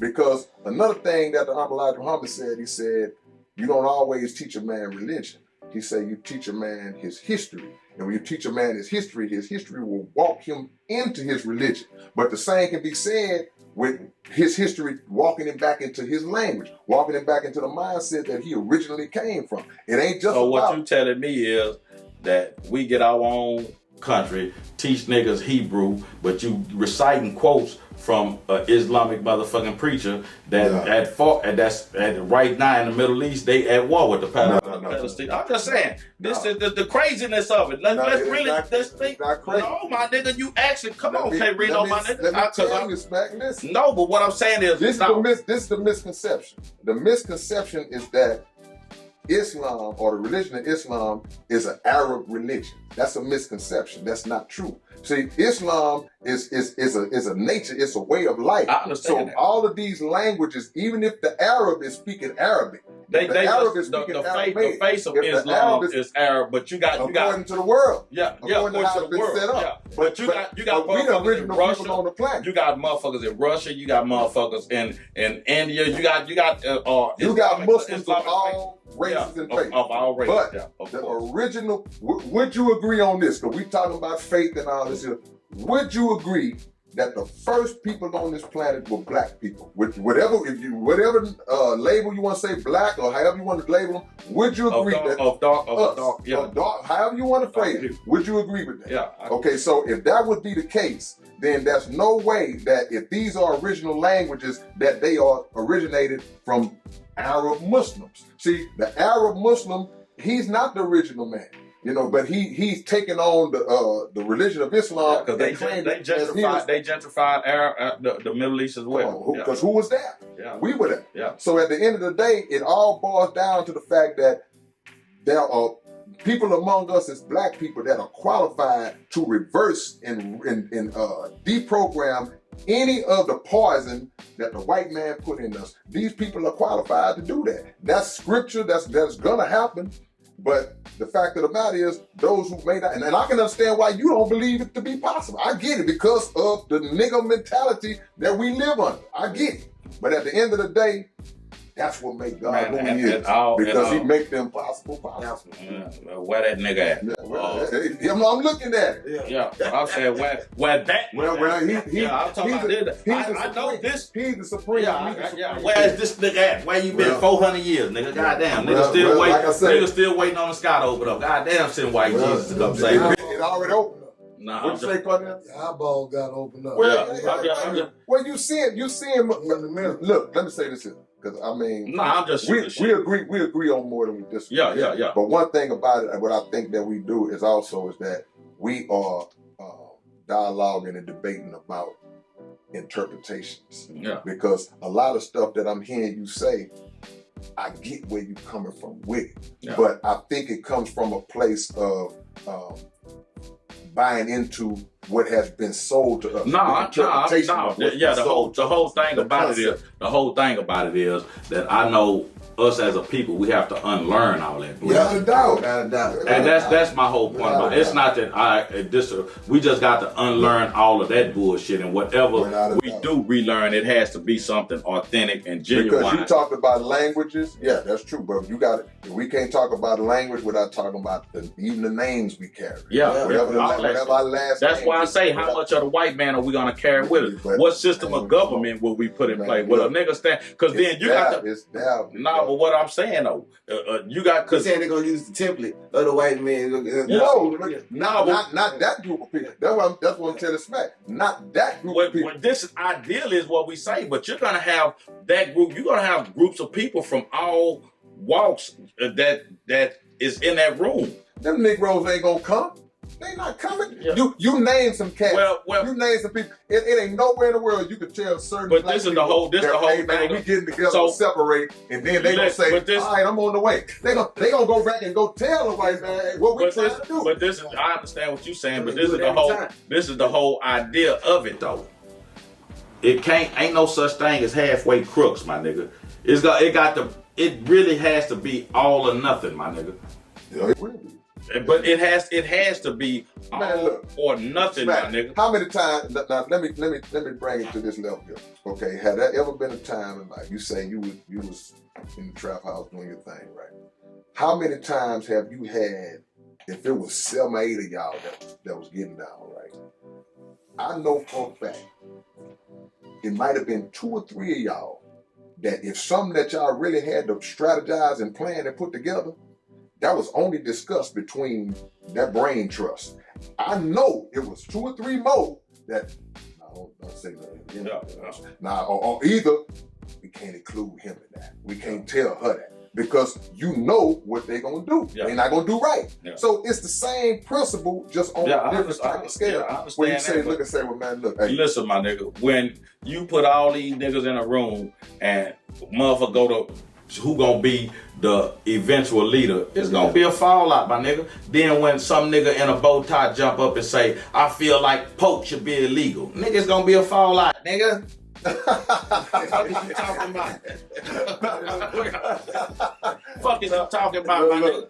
look. Real shit, nigga. Nigga, let a nigga jump up and say no more pork chops, nigga, and macaroni and cheese, nigga. Oh, fuck, well, nigga, who made you the leader, Well, nigga? Who let me- designated you? Let me say this here. That's the white man coming over. Forget that. If That's what I'm you, just saying. now, you see what I'm talking about? How he can say something and you can't be mad at it? Look, at the end of the day, if somebody is willing to give away a whole full-blown salvation behind they want a slice of bacon, then he need to stay on. But that's your saying. and simple. That's your saying, because that same nigga and those same people who think that way would say, God damn, because they would feel like you standing in the way of our freedom because you don't want Because I them to don't eat get your bacon. pork chop. Yeah. Because they'll be like, damn, so you'll throw all of this away because you don't want me to eat pork? It's a two-way street, my nigga. You only viewing it from your perspective and you just standing Well, concretely on what your belief and your faith is. Well, I'm gonna say this. This nigga from all walk, I don't eat pork. I'm a vegan. What if I'm a vegan? So what if I come in and say, nigga, I'll eat meat eating? First of all, nobody. You see what I'm saying? Nobody gonna go to that extreme. And it's certain. It's extreme when I say veganism, but it's not extreme when it's pork. No. I'm just saying the extreme of arguing about something like that. Period. That's Shit, you never know with niggas, my nigga. Well, the bottom line is this here. Just like we teach about, or we learn about what's called the hereafter, meaning that you see how hellish this world. You see all the stuff that goes on in this world. That's a sign that this world is being destroyed and it's on the way out. You can look at everything we've been talking about, everything we see on an everyday basis, right? Yeah. So I also all see heaven on this world for certain motherfuckers. a certain one, but it's on the way out. That heaven that they're experiencing is a heaven that was gained through insidious evil means. So it's not going to sustain. Like you talk about karma, that's not going to last. So you can look at anybody that's living good. If you got it off the backs of somebody that you oppressed, you're not going to have that heaven long. Nigga, when the Rockefellers gonna fall? They going to fall. I'm just saying that the John D. Rockefeller went out on top. The Rockefeller, you got 2-3 generations that went it's out on slave top. masters from 400 years ago that died wealthy and that never saw that. Yeah. But they generations after them, they gonna get that. They gotta eat that. I heard about it. I'm just waiting to see it. Well, I'm just saying. Yeah, okay? niggas so busy waiting on some supernatural force. That's all I'm saying. Well, it's supernatural don't always mean spooky, bro. No, I didn't say right. spooky. So, I'm not saying that it's spooky. I think that a lot of what we have done just to not. I don't mean it in a spooky Okay, fashion. I got you. Because I'm saying. I'm just saying a lot there's of so things much that we we've could done- do for our motherfucking selves that niggas refuse to do Man, because they sit up. I couldn't agree with you more. Yeah. If I agree with you more, it'd probably be impossible. But the funny thing is, that's why we do shit like this. Yeah. So we put out that information out there. And that's what I'm saying. It's like a lot of what Smack is saying. 100%. The premise of it, I'm 100% with you. I just feel, and you correct me if I'm wrong, I just feel like you have a mindset like, I just don't believe in these niggas. I just don't believe that we gonna come together and be able to prosper. I believe that it's possible, but I just don't believe that niggas got the motivation. I don't believe that the niggas got the motivation either. Yeah, Not that's niggas. But I'm saying niggas, black, all that shit. I don't be it Nation of Islam, be it Christian. I don't believe none of these niggas got the motivation. Well, None of them. I'm not. This is not no shade. This is not no. no. Just You period, got my nigga. a Because right to believe, to feel how you yeah, feel. because this is it's that. But and niggas have not done it. So Right. don't tell me what niggas can do I'll or say what this. niggas will do when niggas haven't done. I can't speak. That's all I'm saying. I can't speak for organizations or groups of people that I don't know or that I'm not familiar with that I haven't worked with. But I can speak for the Nation of Islam. The nation have done some good shit. No, let me say, and I can speak for certain members of other religious individuals or smaller groups that have tried to do the same thing. Now, when you don't have the numbers all the time, the or organization, the structure, or the resources in mass, then it takes a little. And it looks a little more impossible, like it's not happening. It's kind of like a rapper that got a big $1 million budget behind him and a cat that's just trying to do it all himself. Now the cat that's trying to do it all himself, he just as talented as the other guy with the money behind him, but it's seeming like he ain't moving. But he just need a little more help. He getting there. So that's what it is. So we can point to situations, but we talk about media. I fucks with the nation. No, I'm not saying that to get you to give an endorsement. I'm just using that example. I fucks with the nation. I'm saying like, but we can look at situations and go. I just don't fuck with religion. I fucks with the nation. I don't even knock you for that. Yeah, because what we have a nigga might as well join a cult. Is organized religion. When religion that man has stepped on. Trust me, man. Everything that when people watch this, that's gonna seem like me and you arguing. No, the majority of what we talk about, I agree with what you're saying. So when you talk about what man have laid out and the way that they poison religion, it's a scripture in the Quran that talks about how the devil is having a conversation with God, and he's saying that he's gonna lie in God's straight path to get his people. The straight path means religion. So the devil is going to insert himself in the path of religion and make the people seem like we're going down the right road, but all the while he's snatching people up and corrupting people. So I mean, it's all what we're seeing. It's just about whether or not how we agree how it happened, why it happened, and what's going to be the result of it. And who's responsible. Yeah, I'm with it, my nigga. You know, but like I say, I fucks with the nation when they speak on the social conditions of us as a people. But the religion aspect of anything, man, y'all niggas can keep it, my nigga. Yeah. I'm a firm believer of, niggas trying to tell me about some shit that they don't. You have no concrete evidence of. All you got is faith. I be telling the motherfucker, I tell a motherfucker something about the Bible, and I tell you where it's a discrepancy, and a nigga come and give me a Bible scripture. Nigga, that's not proof that what I'm saying is, nigga, that shit, you niggas is so goddamn brainwashed and whitewashed that you can't even, nigga, what was the last time you communicated with the God within yourself, my nigga? I You know what I'm saying? Communicate with the God within yourself. Niggas is I spend a lot of time, I stay by myself. I've been to the penitentiary 5 times. I'm comfortable with my thoughts. I spend a lot of time meditating and thinking. You know what I'm saying? So I'm comfortable with my thoughts and I question shit and I go down a rabbit hole within myself. Because all you gotta do is keep asking yourself why. Answer that question. Then ask yourself why again. Ask yourself why again. Ask yourself and you'll find a hole. But a lot of niggas is afraid of what they go. It's a lot easier for you to just be indolent and be a lazy thinker. And just, a lot of us fear has been struck into us. Nigga, you don't question God. Why? Right, exactly. Why? Exactly. The fuck you mean? Why not question some bullshit a nigga told me? Well, the bottom line is, if I can't question God, who's better qualified to answer my question if God ain't? Yeah. So I can definitely question God. He wants us to question. Cause I don't know, just cause you telling me this is of God, nigga. Why the fuck should I believe you? Cause you said that, nigga. I fuck you, bitch ass nigga. Yeah. To know. Who the fuck is you? God chose me. How the fuck I know God chose you, bitch ass nigga? And you want me to tell you how you know? This is how you know. You know how if God chose somebody based on the work that you do. Fruit. Yeah, right. You know a tree by the fruit it bears. So but a nigga can pick one motherfucker in public. That's if they is. But I'm saying, but if you telling me that God chose because Elijah Muhammad had a lot of fruit behind closed doors. Yeah, well, no, he did. Not the kind of fruit that the media have been. We talking about good. Well, hold on, before I even assume, what kind of fruit you talking about? He ain't put dick on bitches. No, he ain't do none of that. He ain't do none of that. He ain't put dick on not one bitch. No, I'm not using that terminology. Well, he didn't put dick on no. Nah, the Elijah Muhammad had wives. Okay, well that's what I'm saying. That's all I'm saying. He had wives. Yeah. Now the way it's phrased, then I can't agree with him on that. Yeah. Yeah, he had wives that he bore fruit from. That's all like that. But what I'm But saying. was he telling niggas to do something different? No, bro. This Did he tell niggas that they could put dick on multiple females? Listen, bro. Listen, Smack. In the religion of Islam, I already know you could put dick on. You can have multiple wives. But under the law in America, you can't do that. no, shit. but that's what I understand. But what I'm saying is, I'm not slipping. But what I'm saying is, does it say to follow the law? Yeah, you follow the law.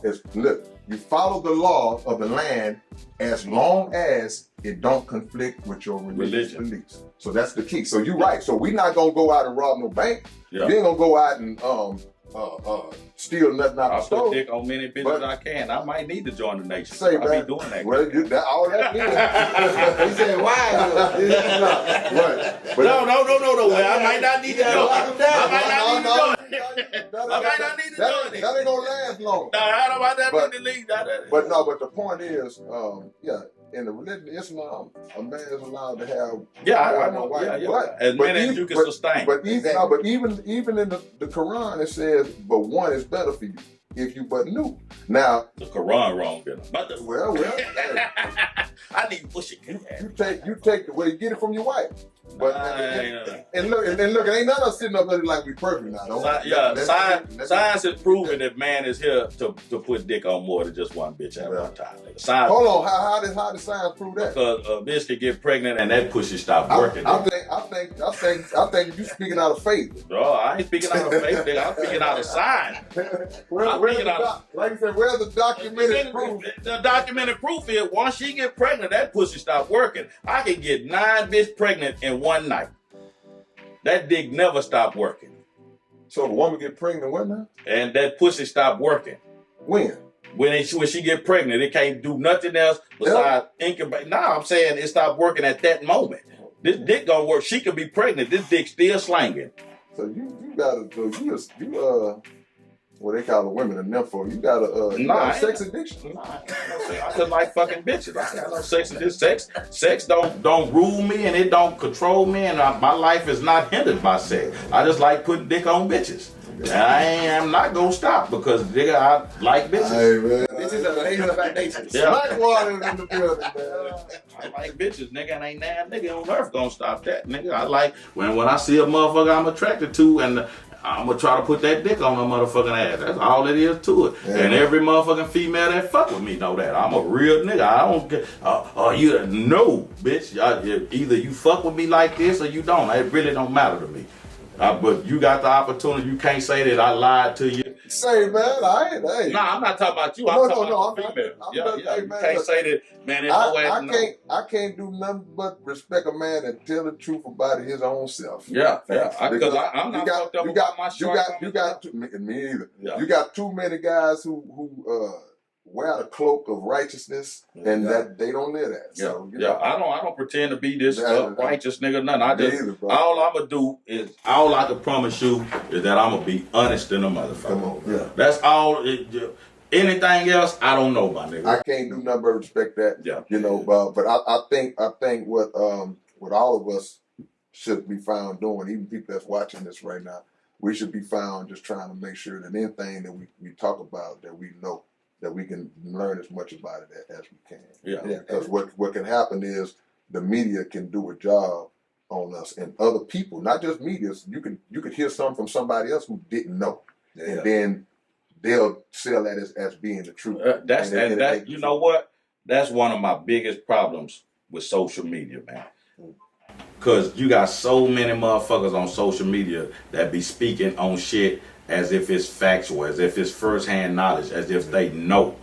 You know what I'm saying? Like I whenever I do a post, I talk a lot of shit and I poke fun at a lot of people. But whenever I'm speaking, man, just know I'm speaking from a point of view of where I done seen this shit before, and I recognize what I say. I'm not saying that this is actual truth of what I'm saying, but when I seen it, nigga, I seen it before, and this is what took place when I seen it. And it's a good chance, but especially if I've seen it repeatedly, that this got something to do with that. Right. And because I had a lot of motherfucking posts that I put up prematurely, and motherfuckers was going off, bitch ass nigga, whoop-de-whoop-de-whoop. And then when the whole story came out, exactly what I said was true because I seen it before. Right, I know what the fuck this is when I seen it, nigga. This is some shit that I seen in my hood. I've witnessed it. Yeah. When I seen a bitch stab a nigga hard out his chest, and then here go a bitch on social media stab the shit out of a nigga. Man, I've seen this before. Yeah. I know what this is. Yeah. You know what I'm saying? It's writing on the wall. Yeah. And see, the thing about it is, people like to jump on social media and see, life is real tricky, my nigga. All three of us could be looking at a painting, and you could say, let's see something different. You know what I'm saying? And life shows everybody what you think about life and a certain situation is because of what life has showed you. All the culmination of the life you lived up to that point. So if it's something that's missing out of your life that I know about, but when I'm looking at this situation and I'm telling you about it, but you disagree with it because you're ignorant to the fact of that this is possible. At that time. Yeah. That's why a lot of times these things right here is good because a lot of times we don't have this no more. You know, usually we used to have people like we do this here. People scared to have these kind of conversations. People don't want to. Hey man, we disagree. Nigga, fuck your feathers, cake ass nigga. And tickle your booty with them, bitch ass nigga. I don't fuck your feathers. Nigga. That's what I do, nigga. I don't. You know, I enjoy triggering people, but I'm just gonna be honest. This is the type of shit that need to be said, and right now, society is becoming an enemy of truth. Yeah, come on. Yeah. And that's what's so good that we got it all on camera. Because some people can get it at the time where they're at. Sometimes they can't digest it the right way. But let it get older. Motherfuckers, you close the door, cut these cameras off, and the conversation get real truthful. Yeah. But then you cut the cameras off, everybody. Well, welcome back, brother. You bitch ass nigga. You know what I'm saying? There's a lot of niggas that do who you was when the commercial break. Yeah, and then when you ask a nigga the same shit you just asked him off camera, it's a totally different answer, or it's political, all this shit here. Sound like TDJ. You have people that when he taking a dick or when he in the pulpit. Look, that's what TD stand for. That's what TD stand for. Well, when he taking dick and when he in the pulpit. Which TD take this time? Oh man, one of our biggest problems is that we have people that will, yes man, I agree with everything you said. But when they get on a platform, when they around, I've had that. They got a whole nother. Right. Say, my nigga, I met George Floyd's brother in Harlem, in New York, with me and Charlie. I guess Charlie had some business to take care of. But we went up to Harlem, and I met George Floyd's brother, and we talked. Cool nigga. Mm-hmm. And he was like, nigga, and his wife, he was like, man, this nigga love you. You know what I'm saying? This nigga sit on the bed, whoop-de-whoop-de-whoop. And I looked him in his face. I say, nigga, I wanted to hit you in your mouth. And he was like, damn. I say, nigga, when you stood up there at City Hall at that George Floyd thing, and you gonna talk about, y'all, my brother would, bitch ass nigga, you don't know what your brother would have wanted.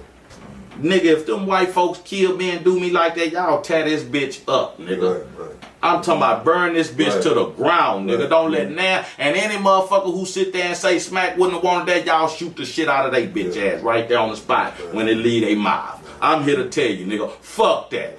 Cause niggas be like, nigga told Smack you like our new leader. No, don't be cause when leaders die, y'all might act bad for a day or two, nigga, and then it's on. Yeah. No, I don't want to be your prophet. I don't want to be your leader. None of that shit, nigga. I want to fuck bitches, get money, and live my life and have fun, cake ass nigga. And I'm trying to inform you, niggas. I'm not, if something I say spark a change in the world, I'm not fucked up about it, but I'm not, I'm not trying to go stand on the steps of Capitol Hill and but I will speak truth to power. If they in my face, I will let them know. I'm not no coward or timid. And that's what I'm saying. You say one thing, then when they in front of you, you change. No, nigga. Yeah, man. I mean, the more I'm gonna tell you something. The more money I get. And the more powerful the individual in front of me, the more niggerish I get. The harder I'm gonna be to deal with. Yeah, the more niggerish I get, nigga. They be like, this nigga here. No, nigga, fuck you, bitch ass nigga. A lot of people are bought and sold already. Fast. So they get certain things they can't say. Al Sharpton, Jesse Jackson, any nigga that they trot out in front of you when times is hard or when there's some kind of turmoil, that's about nigga. Any nigga that say they represent you sitting in a room full of white people and they say some bitch ass shit, we ain't kneeling no more. Them niggas got a motive. They self-serve. They try to settle us down. Come on, y'all. That's what it is. Come on, y'all. Don't do that. Like back in slavery, that used to be what the reverends used to do. Settle down, believe in the book. No upbreak. No. But I understand the mind state too, because I can't sit here and act like that. I feel like niggas is prepared for war and revolution. No. Now, most of them, Most of them, nigga, not 95, 97% of the niggas in the world. Niggas still shooting guns like this here. These people got drones, nigga. They'll come through and them niggas only just hit a button, man. Before the white man lose control of this earth, man, they'll blow this whole motherfucker up. Everybody looking at Mars now. They'll blow this whole motherfucker up. Niggas not prepared for revolution. Niggas still communicating on the white man's form of communication. Nigga, every plan will be revealed. Everything. I got a song called Digital Hypnosis. It's on this album. And that's what I'm talking about. It's like it's our addiction to the devices and social media and different types of, and how it's been. See, social media, it's like money. It's only bad or good based on how it's used. So you can do a lot of good things with money that can help a lot of people. Do a lot of good things with social media, but on the same point, you do a lot of evil, a lot of bad. Deep evil. Yeah, deep evil. Because with social media, the evil is going into the mind. And, you know, the visual that we seeing is just like you talked about off camera. You are what you eat, what you take in mentally. It's the same thing, and what's being presented, same way with the music, same way through the food and everything. Everything is part. Let me tell you something. Everything. Man, these people have weaponized everything. Everything is a weapon against you. Everything. It's a weapon against your growth. Keep you in a position. Man, these people don't want thinkers and they don't want leaders. They want workers. They want complacent people, because the people that's in power are enjoying the power. It's not even about the money, because money is a man-made construct. Anything, nigga, chickens and goats used to be money. So they made a whole thing. Nigga, Bitcoin didn't even exist. Just some shit that a motherfucker say, okay, this is now money. currency. Yeah, right. So it's really not about money. It's about the control aspect and the power. You know what I'm saying? Because we can make this chair's money. Nigga, get as many chairs as you can. You know, whatever they say is money is money. You know what I'm saying? So that shit there is out the window. It's really about the control. And that's what we know as money. It don't have no value to it. None whatsoever, my nigga. It has the value that they tell you that it has. Yeah, whatever the fuck they say. As much of it as they want. Nigga, they pick it up every day and burn it. Come on. Nigga, they burn it. And raise the prices every day. Yeah. Let me tell you, nigga, since I'm on this platform, because this is a nice platform to tell, I'm going to give you niggas the game on inflation and prices, because I've done it on my channel before, and it got a couple views, but I know it'll get a lot more views fucking with K-Rino because of the people he touched. Let me show you how these people operate. So, the majority of shit is based on gas, the price of gas. By them raising up the price of gas, that they feel like that they can raise up the price of goods and services, because they gotta transport these goods to stores. So when the price of gas go up, they feel like, well, we ain't gonna take the hit. We'll let the people take the hit. Raise the price. Why you think milk and eggs and all this shit here is so fucking high? So once they raise the price of that, they'll drop the price of gas back down. But yet, why don't the price of goods and services go down once you drop the price of gas? The goods and services stay the same. So they drop the price, and then they ease the price up again, and they ease the prices up of goods and services again. Then they drop the price of gas again. Right now, gas, I just seen the other day, because I looked at the gas station.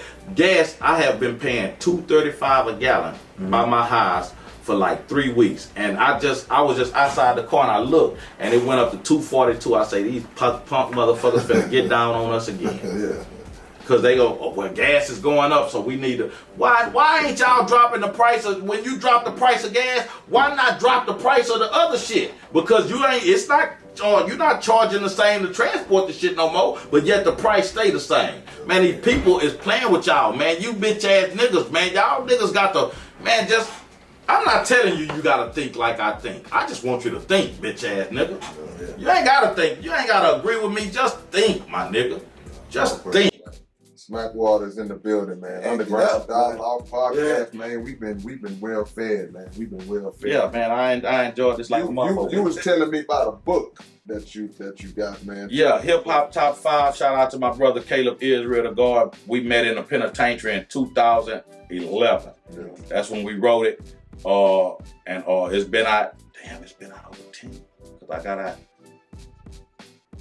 I guess, about 10 years now. But it's called Hip Hop Top 5. You can find it on Amazon, or you can hit me up, or hit Caleb Israel, the guard, one word, the with an A, and we'll send you a copy. $20, man. I promise you, it's the greatest fucking book. And next time I come, man, I'm gonna have one. I brought one, but it slipped my mind, man. But I'm gonna have one for you, and I promise you, when you read it, man, you gonna say, man, this is the greatest fucking book on hip hop I've ever witnessed in my life. What is Hip Hop Top 5. Hip Hop Top 5. Hip Hop Top 5. Now, out of the top 5, who was the top 5? No, well, the book isn't constructed like that. It's not. It's based like it's not a list. No, yeah, because the book is actually interactive. We might have K-Rino or Nipsey Hussle and 3 more artists and be like, rank these from 1 to 5. Okay. Yeah. Then in some, I might give you who I might feel my top 5 verses is of all time. Gotcha. Or he might say who his top 5 female MCs. And then we might list 10 artists and say pick 5 out of these 10. Yeah. Oh, you know, it's an interactive, it's real interactive. It's a party book. Yeah, it's a party book. If you pull it out at a party, the party gonna go up, man. Cause when we was writing it in the penitentiary, every time I pulled out the material and sat at the table, man, it was a crowd. I used to have to tell niggas, say, my nigga, I'm actually trying to write a book. Yeah. But their input, I didn't shun their input because it was valuable. Right. Because once we went to discussing shit, because sometimes I got lost up in the arguments and the going back and forth, and I had to catch myself and be like, damn, nigga, we've been sitting here a whole hour and I ain't wrote shit. Right. And I'll be like, damn, my nigga. But that let me know that, damn, we own to something.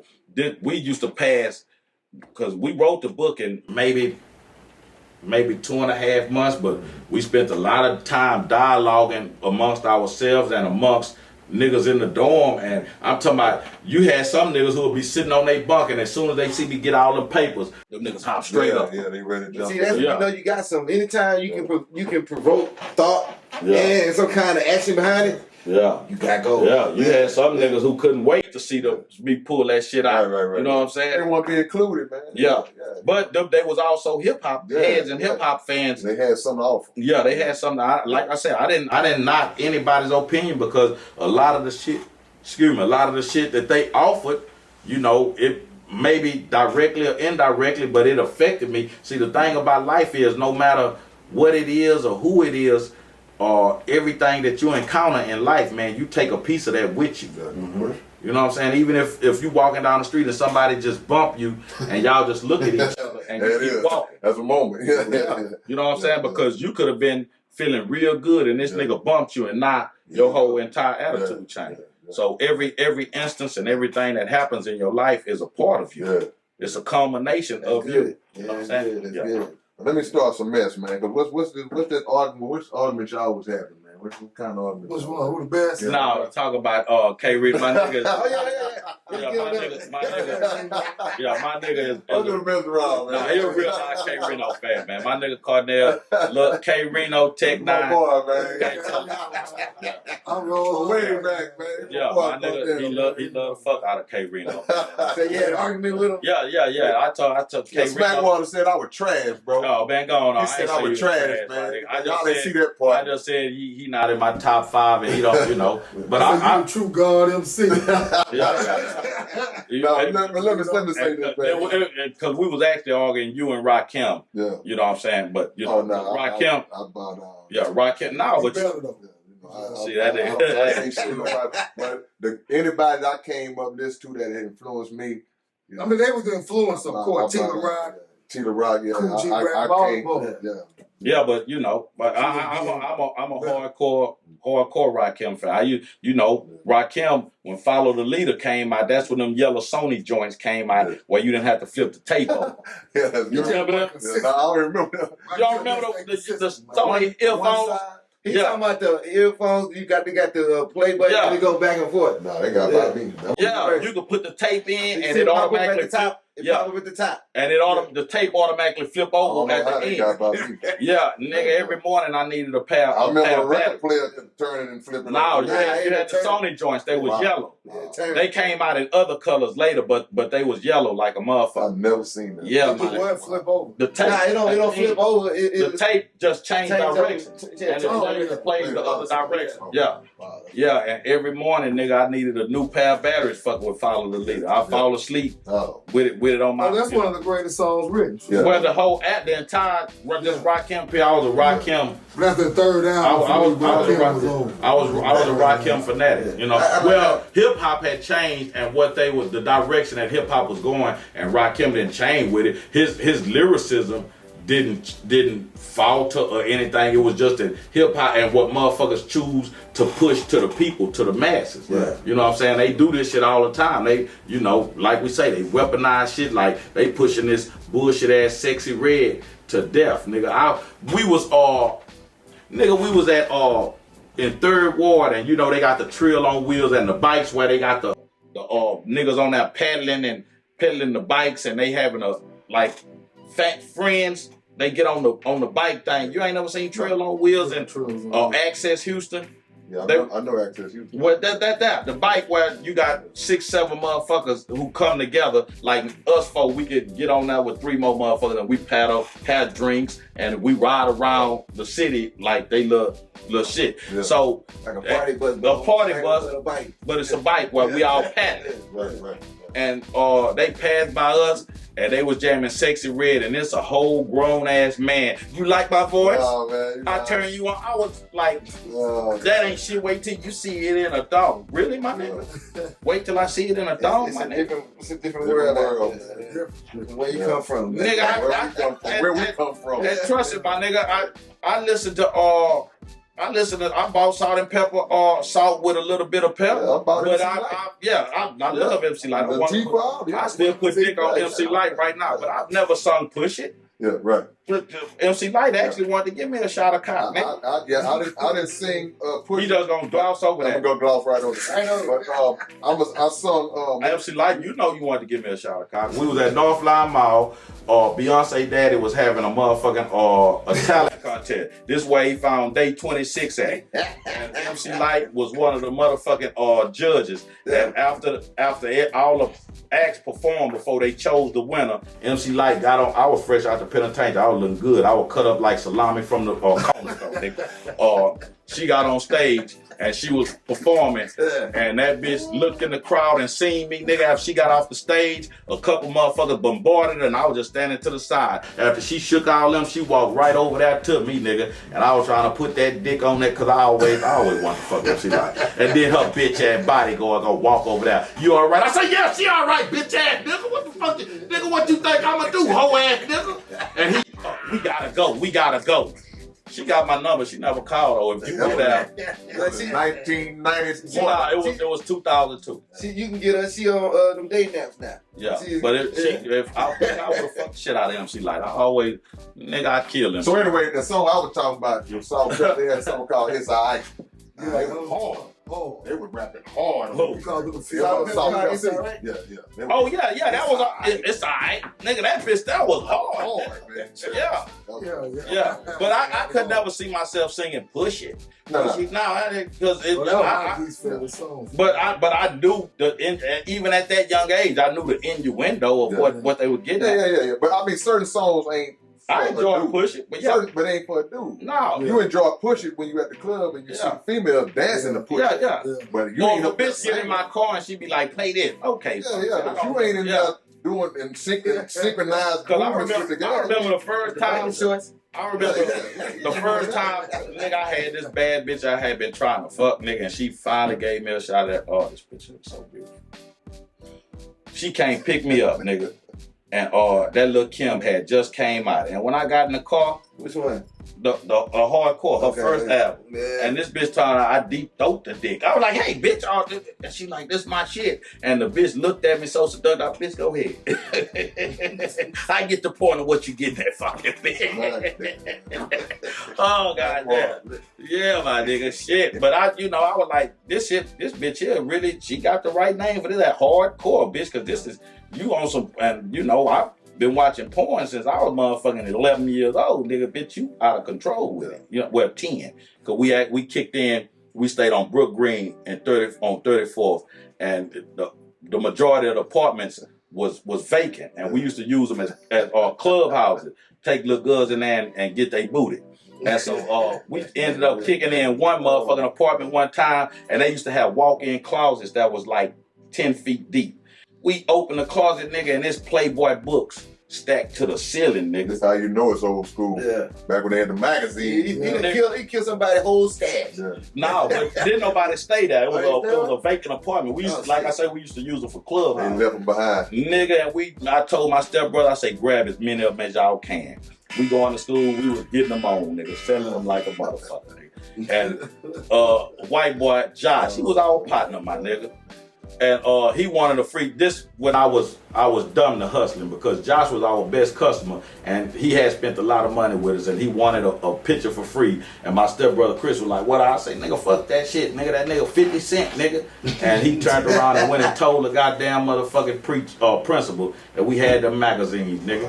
And the principal, I knew something was wrong. I'll never forget, we was doing social studies. I sat in the second back row where I could see the door, and he's standing at that little slide in the window, and I was like, It's over. The jig is up. yeah. And when I come out, this nigga come to my office. I get to the office, my stepbrother, he already in there sitting down, and the nigga he looking at the magazines, and he like, Turn out, like 5 years later, his bitch ass go to the penitentiary for fucking with kids at the school, at the same elementary school. Dang. Life is crazy, nigga. He was on the news. That's what we said. I was like, damn, nigga, this is crazy. Yeah. But it shot me back to that moment where that nigga was looking at that magazine and he stopped. And that nigga was like, and put that bitch in his back. But the cold part about it is, he was like, I'm gonna call your parents. But the nigga didn't call home for like 3-4 days. That happened on like a Monday or a Tuesday. And so we in the house, it's a Friday, nigga, I'll never forget. It's storming. Yeah. It's storming. And my stepdaddy used to ride the bus, but the bus let him off where you could see him get off the bus. Yeah. And it's storming, and I'm just looking out the window. And when he get off the bus, I just know something ain't right. Just it's storming, and it's not even the rain, because he not trying to run in the rain to get out the rain. He walking like, I'm like, something ain't right about this. He locked in on something else. Yeah.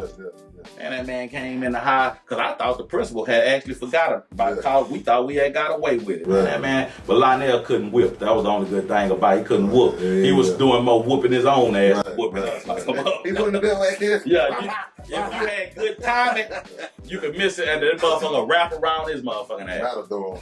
Yeah. And nigga, I was, I'm moving and screaming at the same time to make it seem like it's going down. Right, you know what I'm right, saying? right. He was beating the shit out of himself. Give me your social media, Smack. Let them know. Man, if you don't know where to find me at, yeah, cake ass nigga, you been living under a rock, my nigga. Realest nigga on the ground.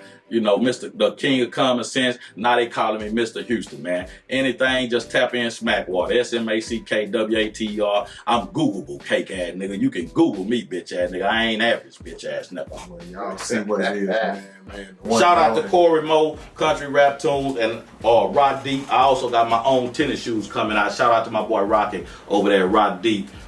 He used to work for Nike, and he said that him and all the black higher ups used to be in a room in Nike, being there having meetings and be talking about selling shoes to black people, and wouldn't ask one black person in the room what they thought. Wow. So they all organized a walkout. Right. You know what I'm saying? And they all went their own, and he started his shoe company, Rock Deep, ROCKDEEP. Check him out, man. The nigga got some fly shit. I got my own shoes coming out, man. We've been working on that shit. That's what it Shout is. out to K-Rino Country Rap Tunes, y'all. K-Rino. Yeah. One of the K-Rino. dopest producers, man. They'll come. Yeah, K-Rino dope. That last album was hardcore. With him and Bun B. Yeah, underrated too. Yeah, he come up under Pimp C. He got a lot of Pimp C. Sold in that money. Yeah. He out there in that ATL. You know what I'm saying? Anytime I come on a podcast and do video, man, I do my best to try to wear black on shit, my nigga. You know what I'm saying? Because all these bitch ass niggas, you hear all these niggas shouting out Versace and all this Louis Vuitton, all that. Now, when the last, they shout out Virgil, Off-White, but you know he had that Kanye West influence. But when the last time you took some unknown black person, made him rich, and made him rich, because you'll take a white boy, somebody from another race, ethnicity, culture, background that I've never heard of, that blow him the fire. I never had heard of Mason Margiela until Kanye, and I still don't. A nigga can walk through this door with that shit on, and I still wouldn't know what it was, but I know the name because he met Balenciaga. all that shit. But niggas won't. So when you niggas claim niggas love niggas when they got something to sell, niggas. Right. We need to come together. Buy my new album, come out Friday. Get your bitch ass up out of here. I try to support black businesses on purpose, man. Yeah, no doubt. Pay your black tax. There you go. Pay your black tax. You damn sure gonna play white tax, Without nigga. When white folk gonna get theirs before God get his, bitch ass. No, that's the truth. That's the truth. That ain't even a joke. So once you cash your check, they already got it. Yeah, like well, you ain't got no say so. You can't fight it or nothing, nigga. That's the toughest part about it. You can't tell them no. You can't do nothing, nigga. You get that motherfucking FICA, nigga. Who the fuck is FICA? I still ain't met FICA, nigga. FICA ain't never set my motherfucking alarm for me to wake up to go to work. That's even third ward. Man. I met him before. He rich. That boy rich, but he's still in the hood. He ain't going nowhere. That boy ain't went nowhere. He probably a real nigga too. He a real nigga. No. He ain't no real nigga. God damn, that's a disappointment, man. I thought FICA was a real nigga, man. FICA white. You know, we don't let the brother be FICA. That's a white dude. But man, it's all good, man. We appreciate the love, Smack. Appreciate my brother Cornell. Man, I appreciate y'all, man. Charlie. Hey, OG Charlie Frank, new album, Guns and Butter just came out. New Year's, man. Go check it out, my nigga. His shit jam. I'm on it. Go check my shit out. I got my last album was soundtrack Songs in the Key of Life. I also got an album soundtrack to the Revolution, what we made in the midst of all this George Floyd, Breonna Taylor, all this shit here. Man, I be working, man. I just be working, man. I stay working. We appreciate it. I stay working and I stay trying to give back to the culture and to my people, man. Man, let me tell you something, man. Especially niggas in Houston, man. Because I understand our culture. We gotta put it in your face culture where niggas like to come up and say they did it all by themselves and niggas hate it on them and niggas feel a certain type of way about invite niggas to shit and niggas don't come out. Somebody gotta be the bigger person, man. Right. Man, you can call me as long as you ain't got no whole bunch of guns at your video shoot, my nigga. Right. I'm not. Cause if you need a whole bunch of guns at your video shoot, that's not a play. Niggas need to start back putting some kind of creativity in video. I don't want to go to a video with a million niggas standing around with a whole bunch of guns looking hard at the camera with their shirt off. Not one bitch. Car bobbing your head. Not one bitch in sight. Yeah, my nigga. We gotta get your treatment game. Yeah. That too, but man, y'all can call me, man, and if it's something, man, I'll come out to y'all, and we got to stop, cause nigga, last trade day, man, I asked Trey, I was like, damn, man, where the rest of the niggas in the city at? And Trey, hey, man, we got to get past all that shit, man. We got to support each other, man. Houston got to get off that hateful shit. My nigga Cal Wayne say the H in Houston stand for hating and holding nuts. And it used to be hustling. Ain't nothing else I can say, man. Underground Dialogue Podcast, where the name speaks for itself. It's your big brother K-Rino. And your boy Keith Stone. Hey, man, shout out to SmackWater, man. Thank you for coming. Appreciate y'all. That Man. No doubt about it, man. We catch y'all on the next one. Peace and hair grease, man. The whole the institution of slavery, man, destroyed black people's whole social order. Like we don't have no code like that. You know what I'm saying? But now the black Muslim community, they have a code. Yeah, you feel me? That's the example. You know what I'm saying? That's the example. So they have a code in which they not gonna do that out of respect for each other. Yeah, but the suppression of the information that come from the Muslims is part of the process. It's like anybody that got some light, they gonna cover that light. Like we can't let that get you. We can't let that get you. So that's why we know. Okay, we know that this person can teach us. We know that person can teach us. But those are the people that's not gonna get the views. That's not gonna get the exposure. No, I just put that post up today. I just said, talking about black women. If you look at it, I told black women, I say, man, until y'all cancel bitches like this here, the world is gonna continue to look at y'all like that. Yeah, man. Until you cancel these until black women don't wanna cancel those type of bitches because they wanna reserve the right to be a funky bitch when needed. I need to reserve the right to sell pussy if I need to. So I can't talk bad about no bitch selling pussy. Yeah. I can take a picture. Because I don't wanna be that bitch, this hoe here, and then my bills get due and Mr. Earl gotta come over here and slang 75-year-old cop. It's fucked up, it's like a war. It's hard to get a black woman to talk down on a bitch, and the bitches is all the way out of line today. Yeah, it's a war of like ideals. You know what I mean? It's like I don't even really think it's a war of ideas, man. Yeah, definitely a war of ideals. No, but why? Because this is what I'm saying. In the Christian religion and in different sects, like you say, they okay with you doing, being however you want to be. But like I was saying, they have a social code, and it's up to women dress a certain way, and they know how to carry themselves a certain way. And they know how to hold their tongue in a certain way. But it's some religions just say, hey man, God accept you the way you are. Yeah. And they don't try to correct their errors. And I discussed that because I got a post in my phone right now. It's already ready. I just ain't put the motherfucker up. Bad motherfucker. And I really don't even want to go into depth about it, but I just might. But it's a super bad motherfucker, my nigga. Yeah. Like, really. Like, man has because a lot of those women you talking about, they go to church and shit. And I just said on that post the other day, man, I don't believe anybody really believe in God. Because if they for real. Nah, some real shit though. Because you go do these things, then you just come back and do what you want to do. For real. And white man gave theyself an out. Well, I just repent. I just say, Lord, forgive me. And it's over with. White man was smart. I'm gonna wait by the whole Palestine, and I'm gonna repent on the blood. Wait till you're 98 years old, you're in your deathbed. Yeah, Lord, forgive me. Let the guy get you with it, and you going to heaven. They gonna get me through. I pulled my repent card out. I'm gonna be with devil all my life. I got my repent card, nigga. They let me in the gate. Yeah. 104. Tough, my nigga. Yeah. Niggas. What's up,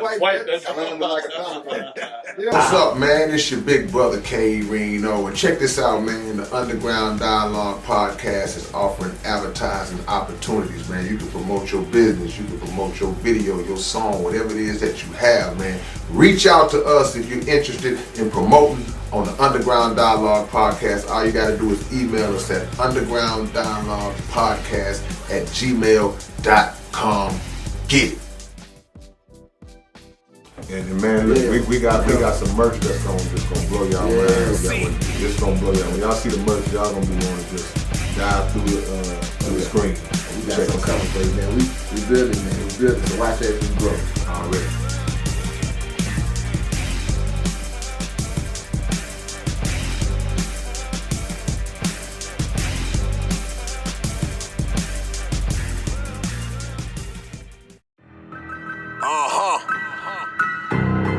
I wonder if they ready. They ain't ready to have this conversation. Or these kind of conversations. But guess what? We gonna have them anyway. Underground dialogue. We gon' tell the truth. We ain't scared like a lot of y'all. Matters who they are. Do we bow? No, not at all. Dropping bombs on this wicked world, so it gotta fall. Underground dialogue. We gon' tell the truth. We ain't scared like a lot of y'all. Matters matters who they are. Do we bow? Not at all. Dropping bombs on this wicked world, so it gotta fall. From the industry to the Oval Office, we expose the darkest motives of them all and disclose what the protocol is. Thinking and moving logical, stopping every maneuver possible, and apologizing for truth is not optional. We gon' help you with what you go through, reshape and mold you, and sweep over them weak lies they told you. If you living with no clue, we gon' deprogram the old you, and you get to keep your soul too.